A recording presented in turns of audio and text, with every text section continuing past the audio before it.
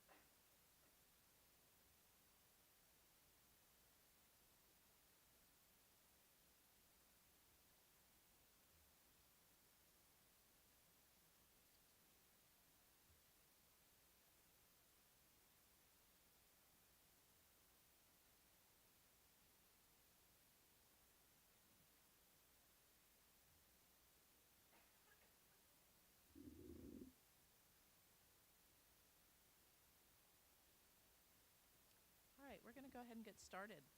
Good afternoon. Welcome everyone to the Special Collections and Archives Sam Gladding keynote event for the fall.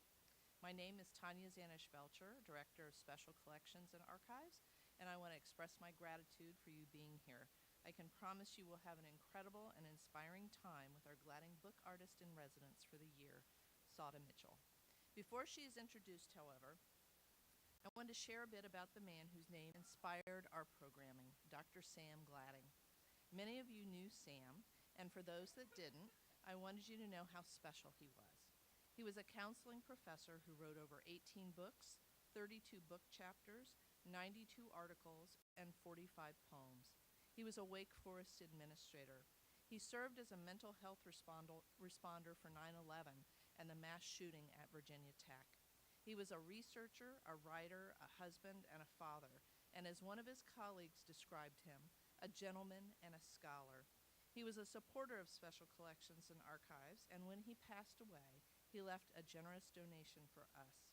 This donation, which we are using to support humanities programming, allows us to honor Sam and also give back to Wake Forest students, staff, and faculty, as well as the Winston-Salem community. I also wanted to give a special acknowledgement and thank you to Mrs. Claire Gladding, who is unable to be with us this afternoon but is watching online. Special thanks to Megan Mulder, Special Collections Librarian, Rebecca May, Public Services Archivist, for their work on this event, and as always, Barry Davis, IT expert, for coordinating the online experience. This presentation is also being recorded and will be available on our YouTube channel. And we hope that you will join us afterwards for a reception in room 403, which is right next door, where you will have a chance to talk with Sauda. And now I'm pleased to turn the podium over to Megan Mulder, who will introduce our speaker. Megan is Special Collections Librarian and Rare Books Curator and works tirelessly to incorporate our rare and unique primary sources in the Wake Forest curriculum.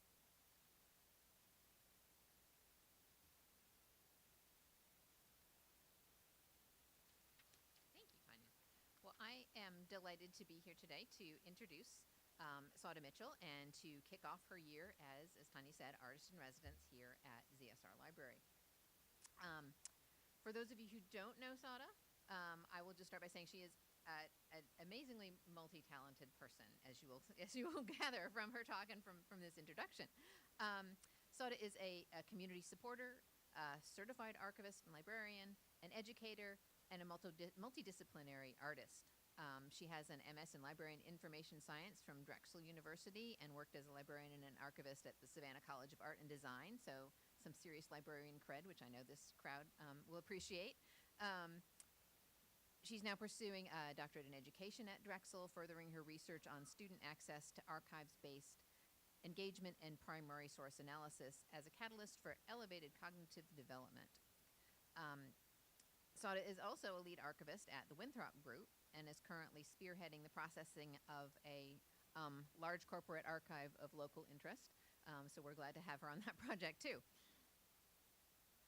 And she's also a printmaking and book arts instructor at Sawtooth School for Visual Arts. So she has a few things going on in addition to her residency here. Sauda's artwork uses a unique approach that combines primary source research with printmaking and QR code technology, serving as a creative, non-traditional access method. This method links viewers to archival repositories, curated exhibitions, and aggregated data, providing a visual response to archival collection materials and the diverse stories that they hold. During her Gladding residency at Wake Forest, Sauda will be working closely with students in Professor Ryan Bowie's African American Lit class, who will be designing their own archivally inspired broadsides and printing them on ZSR letterpress with help from our own Craig Fansler during the fall semester.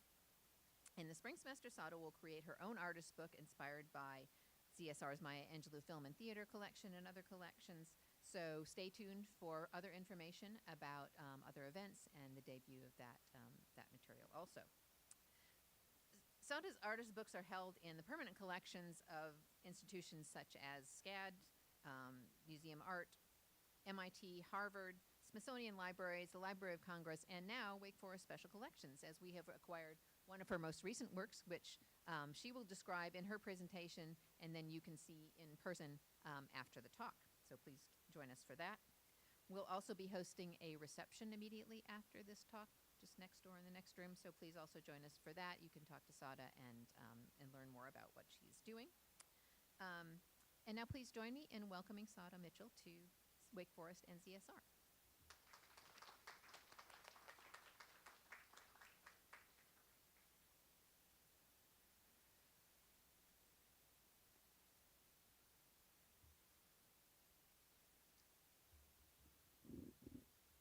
Thank you, Megan, for that introduction, and thank you, Tanya, for having me. And many thanks to each of you for carving out time to be here today. To my family and my friends and my esteemed colleagues joining virtually, thank you for being here as well. I was having my morning coffee today, and I realized that the debate is also happening. So I don't know on the level of entertainment that I can compete with that. So I do appreciate all of you for being here when you could be doing something else. So I'm honored to embark on this journey over the next several months.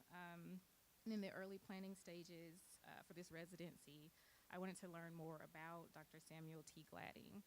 And I came across a virtual presentation that Dr. Gladding gave, and it was entitled Off the Courthouse Square. And in his talk, Dr. Gladding shared fond memories of his experience as an undergraduate with photos and stories. And from that talk, it was really clear how much he cherished this university. And so I look forward to engaging with students in the places and spaces that Dr. Gladding held dear.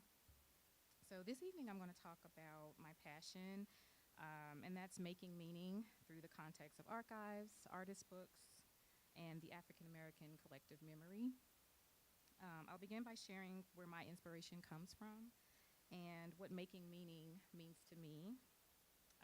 So today is also a very special day because I'm dedicating this talk to my maternal grandmother, who is still with us. And 92 years ago today, she was born. And so I had lofty aspirations at the beginning of the year to write a haiku poem every day. That's not going well. So I think I'm going to funnel that into my goals for next year. But I did write a haiku for my grandmother, and I'd like to share it with you in honor of her birthday today. Soft like brown knee-highs, she hugs me still, my grandma. Warm like bread pudding. And so my grandmother is the matriarch of our family, and over her lifetime, she served her community, her church, and her family, and she cared for others very deeply.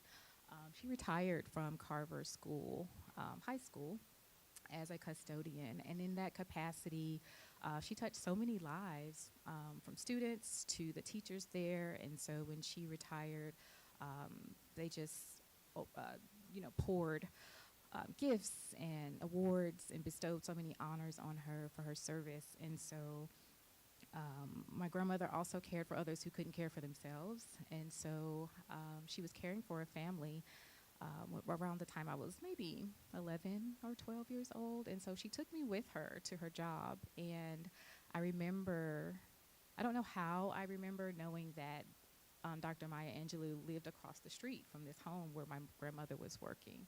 And so I distinctly remember, getting on my knees and looking out the window. And all I could see was this huge peach wall. And I thought, if I could just catch a glimpse of Dr. Maya Angelou. I never did. But it's those distinct and fond memories, through engagement with my grandmother and just being around her and her taking me to places, her workplace, and engaging with people and learning about things that I'm so appreciative of. And so, like that story, this talk is special, this residency is special, because many of the experiences that helped to shape my career and inspire me to create happened right here in this city. And so a lot of the long-held memories and spaces around this city, I probably share with many of you in this room who also grew up here. And so one of those places is the Malloy Jordan East Winston Heritage Center. To me, growing up, it was the East Winston Library. And this is where I had my first job. My mom thought that I was very close to my sister, and so my mom thought that I should start to, kind of gain my own interests. So I was around 15 at this time, and she gave me two options. She said, you can either volunteer at the hospital or you can volunteer at the library. And as much as I wanted to put on that candy stripe outfit, I didn't, I thought maybe I would see blood or something. And so I decided, okay, I'll select the library. But that experience really changed me as a person. It's where I discovered organization. It's where I learned about Dewey Decimal. It's where I became independent. It's where I started to develop leadership skills, working in the children's room. But there was something else that was particularly life-changing for me that happened at the East Winston Branch Library. And that was roaming the halls of the library. There were all of these photographs of graduating classes for Atkins High School.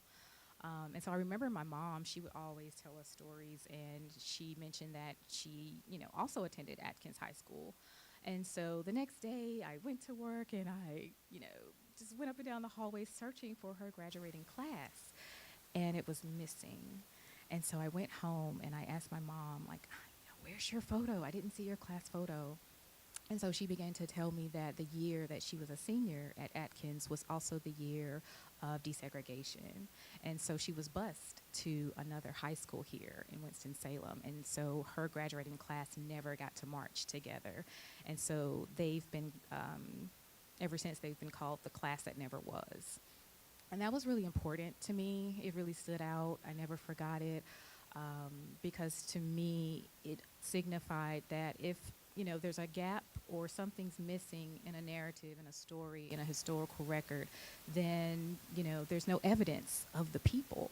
And so I think in that moment and in that experience is where I sort of vowed that, I wanted to do something about that, and I decided to be a librarian. So when I speak about making meaning, I would like to propose two ways of thinking about making meaning. And it's all been in an effort to understand the historical past, mainly one, my complex family history, but also the African American collective memory. And the second way I think about making meaning is creating works of art inspired by the book as sort of a manifestation of the past in the physical form. I'm thinking about that as an art object.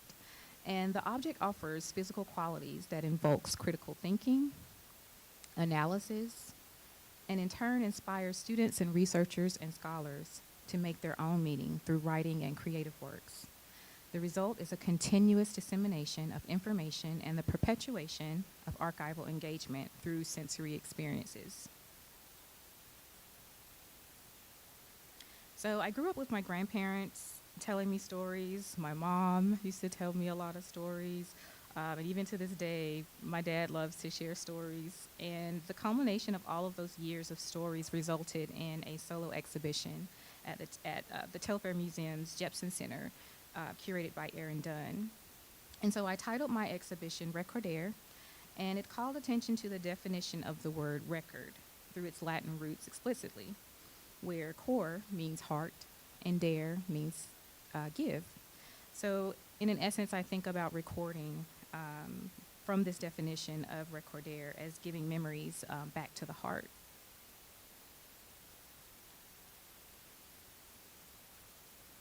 And so through a series of paintings, prints, and artist books, I executed visual responses to engagement with archival collection materials throughout my career.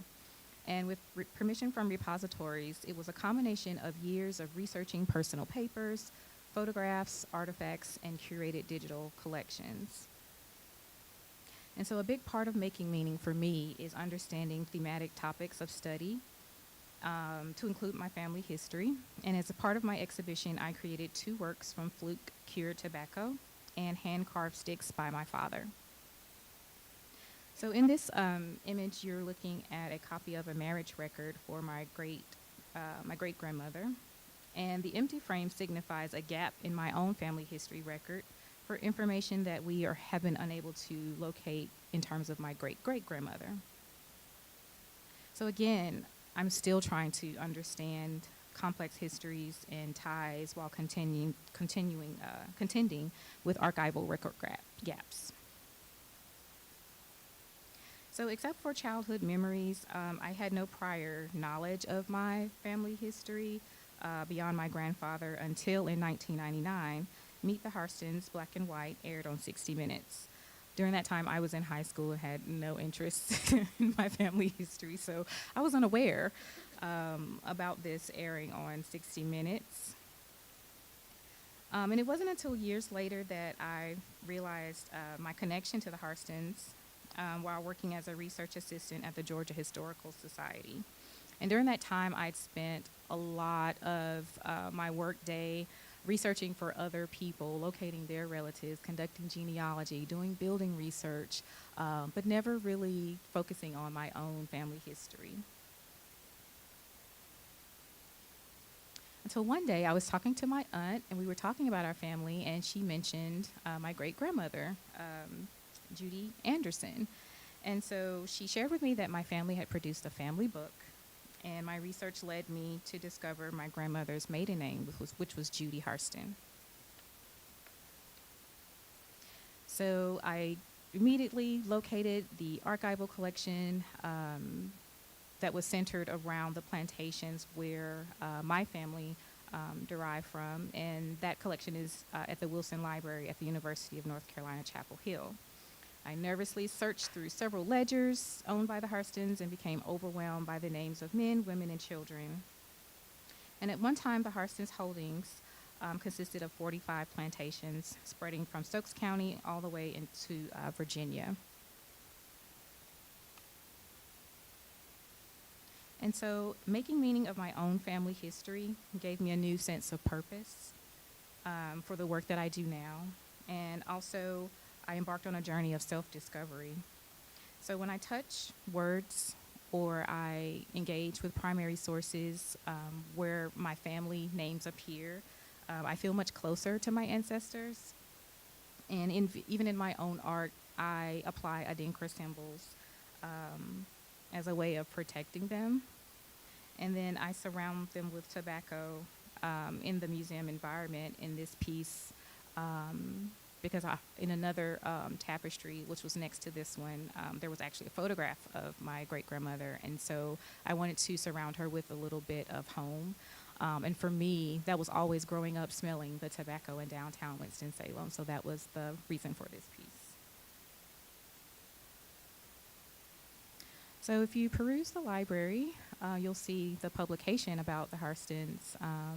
And I read this book, and it just really opened up my world and my eyes. And so I'm dedicated to continuing my own family research history.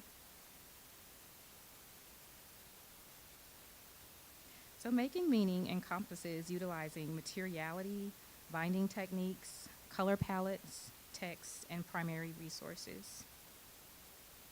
I had the opportunity to journey to Penland School of Craft, where I created the artist book entitled Lebenlauf, which you see today.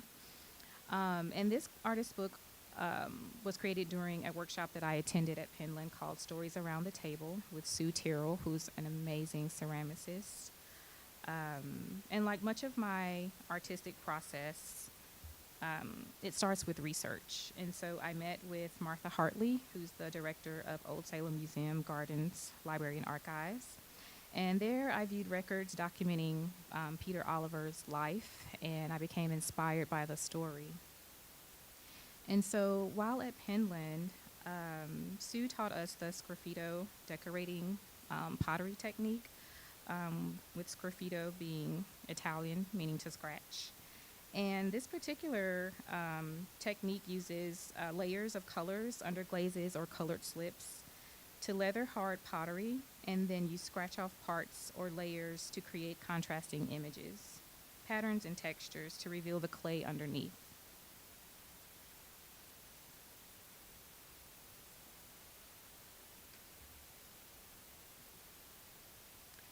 Lebenlauf in German means a written account of one's life. I learned this definition while in the archives with Martha. She was so generous and pulled so many materials. There were books and copies and of things everywhere. But during that time is when I learned that Peter Oliver, who was born in 1766 and died in 1810, was born into slavery in King and Queen County, Virginia. And the Moravian Church bought Peter Oliver, and he lived as an enslaved man until he earned and saved enough money to buy his own freedom. So there are documents in the archives where Peter noted that he was able to buy himself free from his status of slavery. And shortly after freeing himself, he married a free woman named Christina Bass in 1802 and established his own household on a farm 4 blocks north of Salem Square. So during my time at the archives with Martha, we toured the museum's artifacts, and I saw pottery that was created during the time in which Peter Oliver lived. And so I was inspired by the Moravian motifs, and so I brought those motifs over into this artist book. And it was really special because, with artist books, which basically are works of art that are inspired by the book, I was working in the same medium as Peter Oliver, clay. But, for me, this was more of a reclamation because he was unable to sign his pottery. They don't have any pottery where his initials appear. And so I took elements of the sign that would have hung over the shop where Peter Oliver would have worked, and I incorporated bits and pieces of that into this plate. And so you see the 3 children that survived, but you also see the bird repurposed here to signify the children that did not survive. And so with other pottery that's at Old Salem, I was very inspired by the shapes and the colors, and so I brought some of those round shapes into Christina's hair to mirror some of the pottery that they've been able to excavate. While at Penland, I had a really unique experience. Sue Terrell took us on a field trip, and I was able to meet Jim McDowell, who is a phenomenal ceramicist and potter who makes face jugs. And during that time, Mr. McDowell talked about the bondage of the Middle Passage And the reason that he makes his artwork as well is to honor people who came in this country through bondage.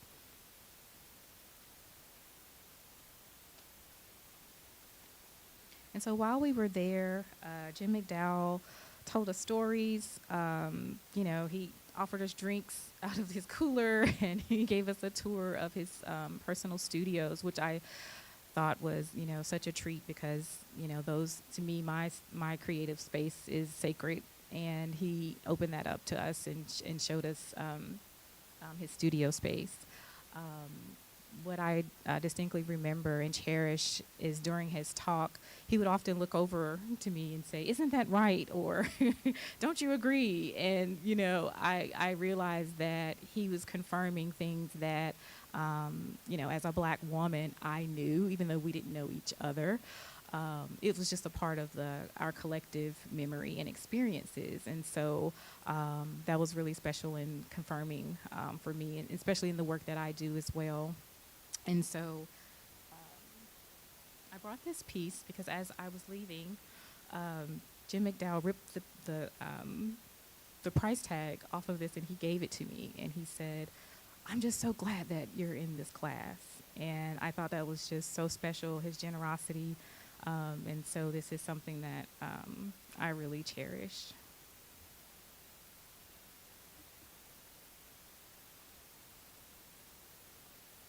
And so in the back of Lebenloff, I embedded an artist book.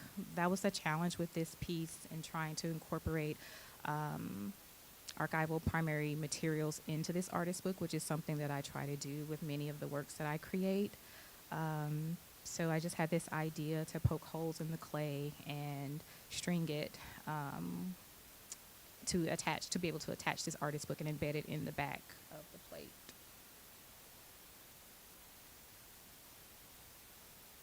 And so this is a close-up of the inside. I photocopied a copy of the original document from the archive with permission, and applied pigment to it to give it a certain aged look. And this is the actual emancipation document signed by Peter Oliver, so you can actually see his signature there.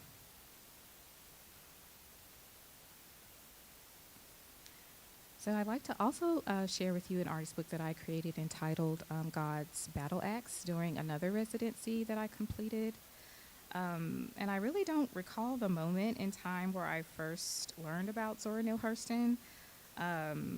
As I mentioned earlier, my mother exposed me to libraries really young, and so we visited the public library a lot growing up. So a lot of my memories are there. But in the fall of 2022, I was selected as the recipient of the Coffee Residency for Book Arts by the University of Florida in Gainesville. There, I immersed myself in the George A. Smathers Special Collections, where I researched the Zora Neale Hurston collection. And so Zora is one of the people that, or her experiences in her life is really significant and interesting to me. She spent her lifetime chasing whispers of people, voices, experiences, and capturing their essence for us to hold forever through dialect, movement, song, and dance. She was an author, folklorist, anthropologist, and most notably known for her published work, Their Eyes Were Watching God, in 1937. So when I began my research and learned about Herod the Great, which at the time was an unpublished manuscript written by Zora Neale Hurston towards the end of her life, the main reason that it presented itself to me was that there were so many questions that I had. It's not that it offered a lot of answers, but I found myself asking, myself these questions such as why this story, or what was happening late in Zora's life that she felt compelled to tell this story, and what was she trying to accomplish, and why was this so important to her? And so I looked to Zora's early life for clues. In Valerie Boyd's book, Wrapped in Rainbows, she talks about Zora's parents, John and Lucy. And so I thought that maybe, when I read that at school age, she read things such as Greco-Roman myths and the New Testament of the Bible. Maybe that's where it began. I still wasn't sure about it, so I just pondered what her intent might have been and what this manuscript could offer us today. So starting in the 1940s, Zora began work on a novel about Herod the Great, the man who supposedly ordered the deaths of children in an effort to kill the Christ child, according to the Gospel of Matthew. Saved from the fire after her death, the evidence of Zora's efforts to explain why her project would not only shed more accurate light on the cultural and the political environment of Herod, but also show similarities of Western politics during her time. So now I'm thinking of Herod the Great in many different ways. I'm thinking about the life cycle of archival materials and the power of archival collections as teaching tools. And just for a moment, what if Herod the Great, I'd like to imagine, what if Herod the Great was re-examined in our time? In the same way that Zora used this story to examine Western politics in her time. How many times could this work cycle, with the same intent for generations to come, be used in scholarship? And so I think of the body of scholarly work that would amass and what critical analysis would tell us. So I'm really excited to share that Herod the Great will be published and it will be available January 7th in 2025 with an introduction from Dr. Deborah G. Plant, the editor of Barracoon, the story of the last black cargo. So for me, it was really interesting because I thought I was sharing something that no one would see for a very long time. But I'm also excited that this happened because Zora was very passionate about sharing this story. And so inside her introduction to Herod the Great, Zora states, "Why a life of Herod the Great? Because a biography of Herod would be extravagantly justified by the intense drama of his life. As a story for the sake of those elements which compel the interest of the reader, the life of Herod the Great is unsurpassed in human history. On occasion, it climbs to the peaks of triumph, and at others, plumbs to the utmost depths of human misery. In fact, this Herod appears to have been singled out by some deity, and especially endowed to attract the zigzag lightning of fate." So when I thought about this artist book, Herod the Great, there was no way I could tell this story because the manuscript consists of several huge volumes, type versions of the manuscript. And so I thought I would attempt to try to capture Zora's essence through God's battle axe, her impeccable fashion sense, her brooches. And so this was also the first artist book that I created an enclosure for. And so I used this rich black velvet, which forced me to surrender to its properties as I tried to ruche it. And I'm still working on this edition, so I'm still dealing with this fabric. And so there's also feathers that I sew onto the box. And the movement of those feathers just kind of whip through the breeze, and they create a sort of lightness to the enclosure.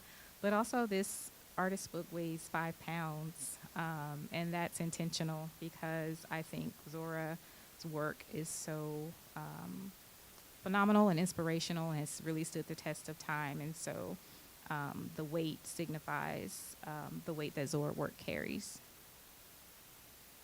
I also was thinking about a religious reliquaries, and for the enclosure of this artist book as a sort of resting place for the sketchbook that I created that lies inside of the artist book on an elevated bed.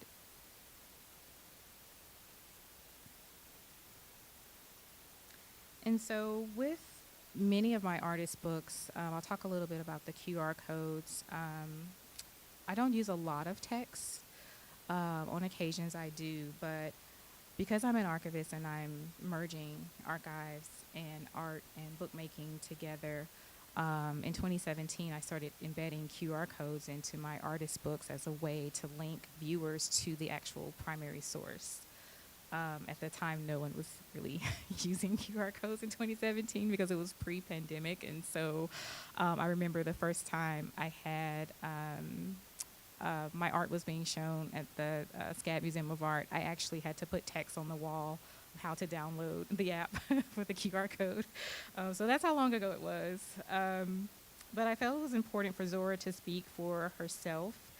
And so I was also researching correspondence as well as looking at the actual manuscript in the collection.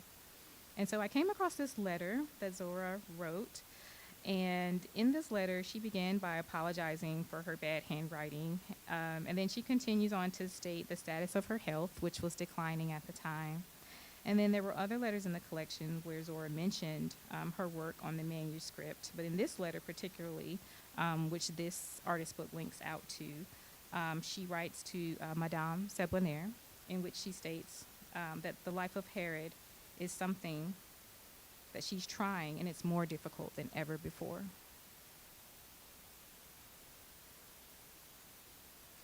And so this is a sketchbook that Zora kept while she was creating or writing God's Battle Axe. Herod the Great. And in this sketchbook, I found it fascinating that she conducted so much research. She was envisioning the environment where the story would take place. And so these are her handwritten notes where she was experimenting with colors that might have appeared during that time. She talked about mosaics and musical instruments, and she even conducted some genealogy of some of the people that lived during that time. And so I was just blown away about the level of research that went into this manuscript.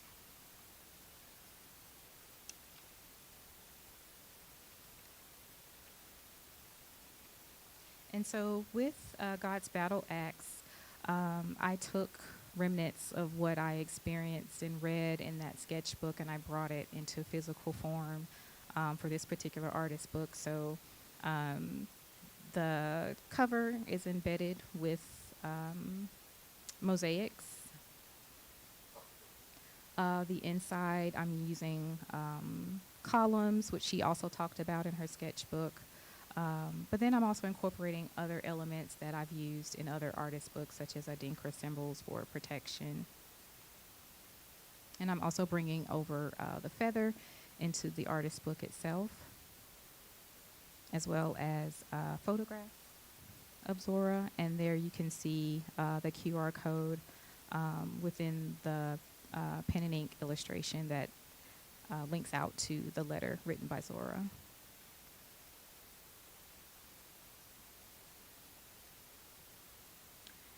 And so these are some of the ways in which I've been inspired by my experiences, my own personal research, but also the stories and the contributions of other prolific writers.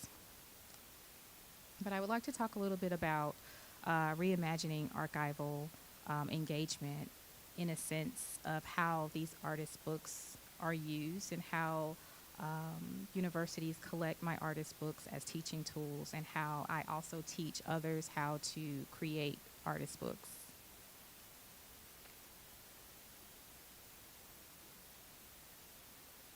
So Finding Aid is an artist book that I created for my solo exhibition, Recordaire. And through a unique collaboration between Ohio University Libraries, the Kennedy Museum of Art, and the Museum Studies Certificate program there, Ohio University Library acquired two of my artist books, Finding Aid and Voyage, as part of collection development efforts to celebrate Juneteenth. And this was the 9th annual exhibition of the Kennedy's Merging Concept Series. in which students selected 2 primary objects to loan from the university library. One of them was Finding Aid. And they curated an exhibition and explored the idea of illuminating the realities of the past to connect to the present.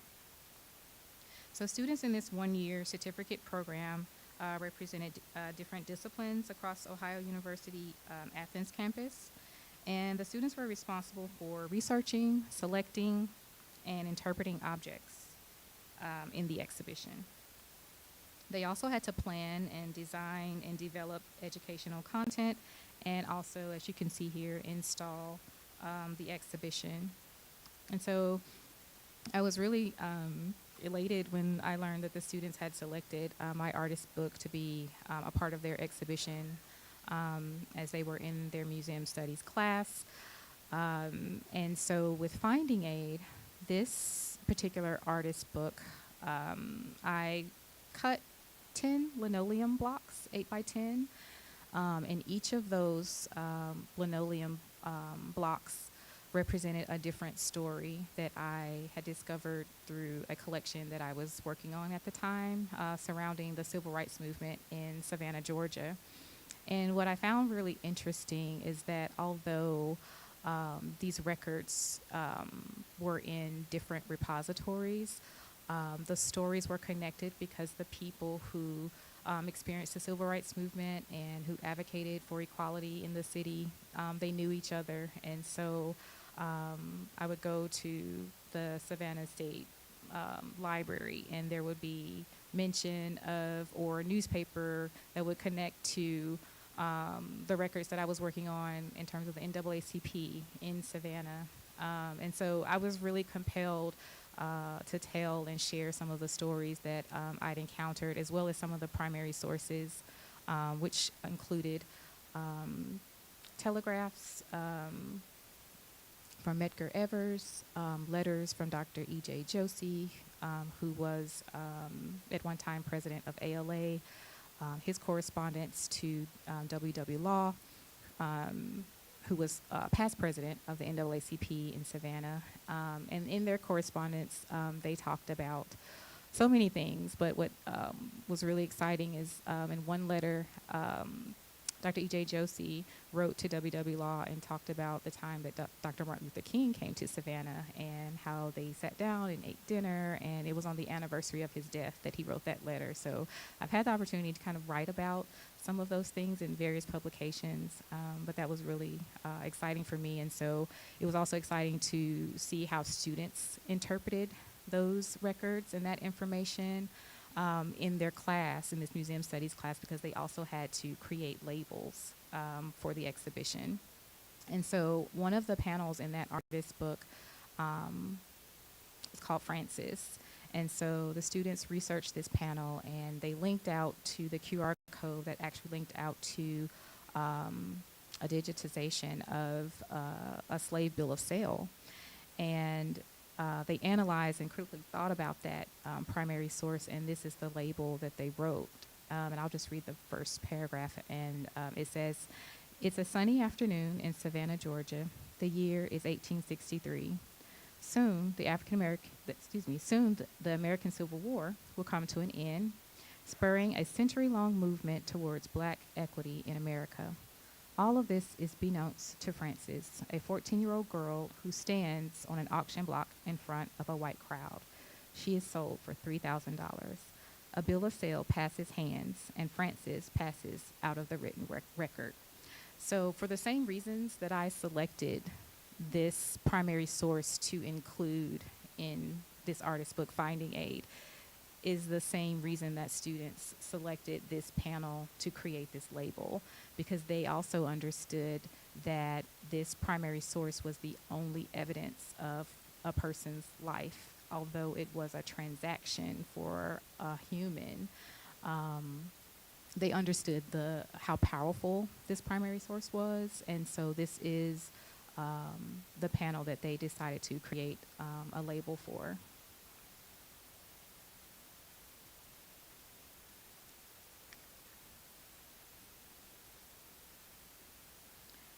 And so I have, as Megan mentioned, I wear a lot of hats.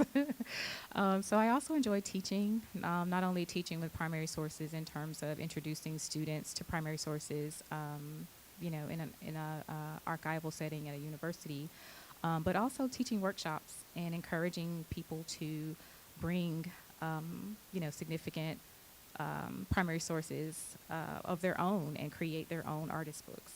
And so this is a workshop that I taught during my residency at the University of Florida, where I asked participants to bring photographs or letters or small artifacts, anything that was significant to them, and use it as inspiration or actually incorporate it into an artist book that they made using printmaking techniques. And so I also share with workshop attendees how you can use different ways of folding paper and manipulating different types of materials to express feelings and share stories and invite people to share whatever idea you're trying to express through the medium that you're working with. And so this was actually in Loveland, Colorado, where I had an artist book on exhibition at the Loveland Museum.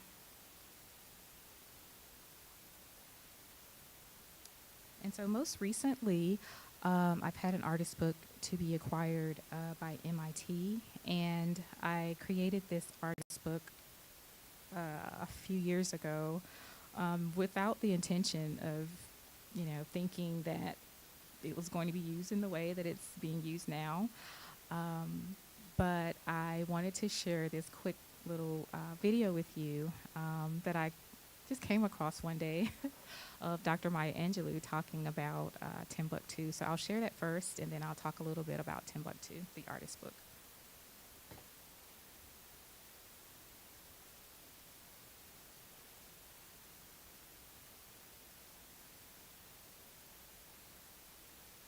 A 1,000 years ago, in the country of Mali, there was a city, Timbuktu. Timbuktu is still there. But 1,000 years ago, there was a university in Timbuktu. Scholars from all over the world, scholars from Asia, from Europe, came there to study. It was said by Leo Africanus in the 1400s that the king of Timbuktu, of that area, gave monies to scholars. Now, maybe we're seeing a case of the first scholarship there. I don't know.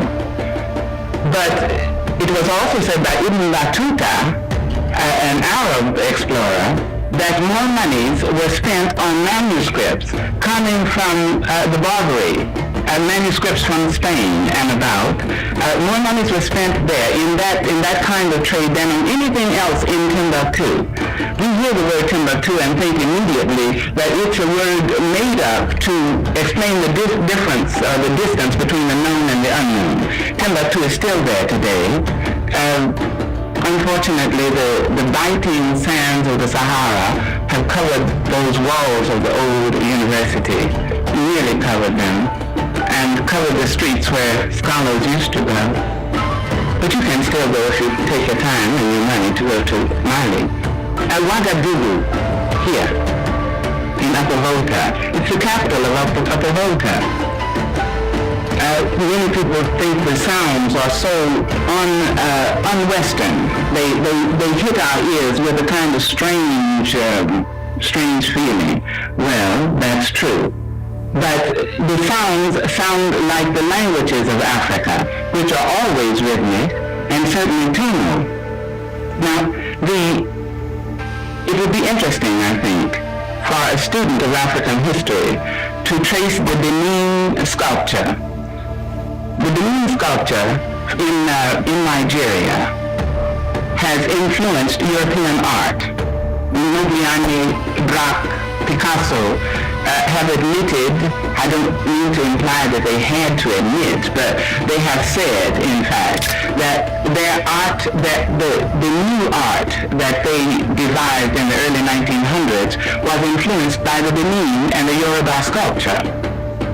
The Yoruba are also in Nigeria. Now, So that's just a little bit of context that inspired me to create this artist book, Timbuktu. I've always been interested in the history of the book. I've taken several courses on the history of the book.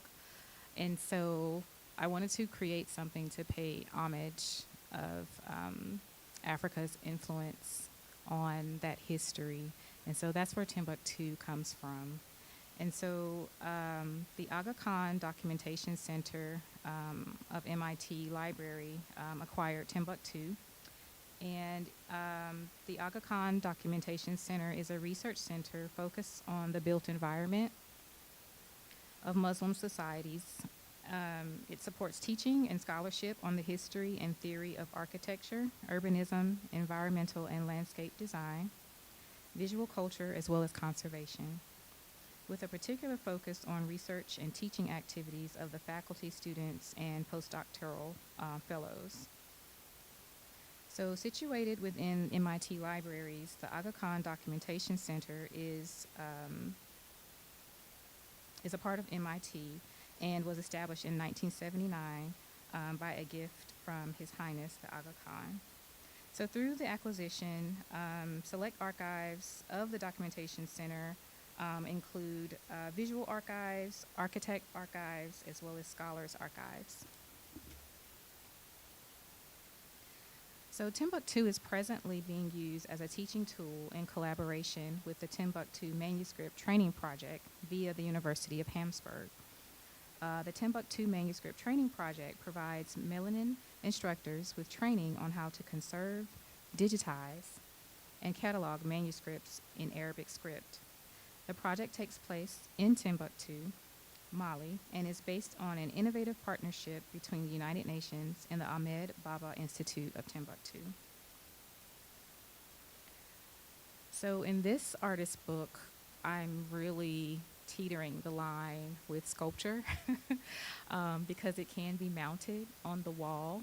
And when you lie the artist book completely flat, the piece in the middle actually goes down. And then when you raise it up in sort of this little small little accordion in the middle, accordion design panels in the middle, it's like a pop-up. And so there are elements of architecture that you'll see in Timbuktu that resemble the paper piece, the pop-up piece on the end of this artist book. And then I'm also thinking about materials, color, sand, just the environment of that particular geographical area, excuse me. And so on the right side is a QR code that I've embedded in Timbuktu. It links out to the Library of Congress, where they have a digitized, they digitized several manuscripts, so you can see actual manuscripts from that particular era pertaining to law and medicine and all of these areas of study. And so the last artist book that I'll briefly talk about, because we're coming up on our time, is Voyage. Voyage was collected by the Cynthia Sears at the Bainbridge Island Museum of Art, and will be in an upcoming exhibit, Crossing the Line, The Passport Reimagined. This show opens October the 5th and runs through most of February 2025. So this exhibition brings awareness to issues of identity, national and political boundaries, human trafficking, and movement around the globe. Crossing the Line, The Passport Reimagined will travel to the San Francisco Center for the book, and also the Minnesota Center for Book Arts. Voyage will also be featured in the Crossing the Line, The Passport Reimagined exhibition catalog. So this is an artist book where I cut 6 linoleum pieces. You'll see influences from African masks in these images. Each page is handmade paper, And interleaved in between these prints are QR codes as well as text from a poem that I wrote many years ago before I created this artist book. And so in closing, I'd like to share that poem with you.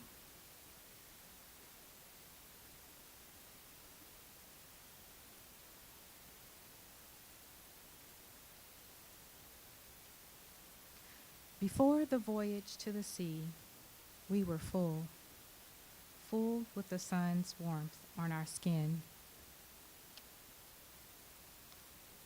Africa's sun, passing over the warm desert sands, glimmering through the green lush of the bush, bright and shiny as the eyes of our children. Children who will never feel the warmth that sun can bring. Their skin will never feel the energy that feeds us, has fed us, and our ancestors before us.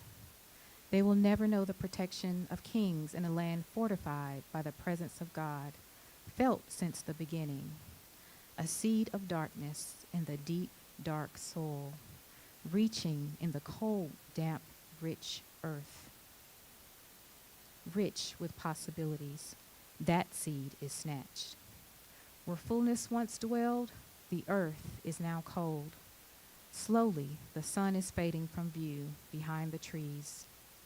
Night bugs call to the stars as we march to the sea. Blood marks the paths, days with no sun.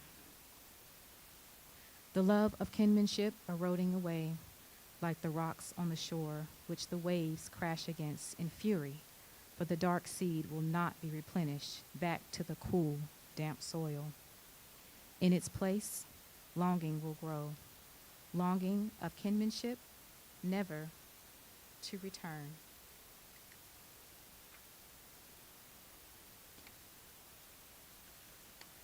Never to feel Africa's sun again, the sun that belongs to her, the suns that belong to her.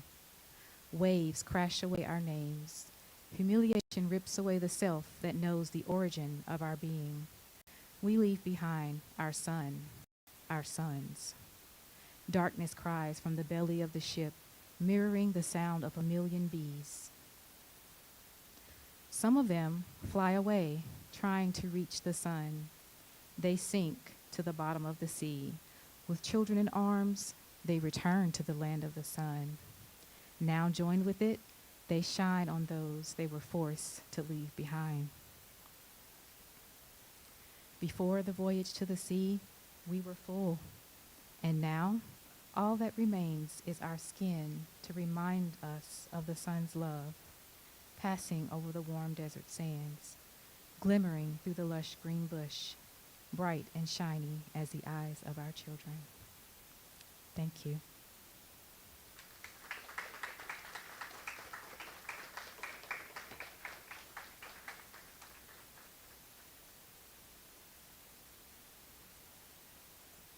Thank you so much, Sauda.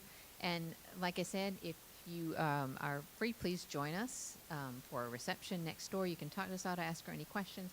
Please also come up and look at the Lebenslauf, the artist book that Sauda talked about in the beginning of her presentation. We have it in person here, so you can actually see it and touch it and turn the pages carefully. Is that okay? So, but yes, thank you so much for coming, and thank you to Sauda. And please stay if you can.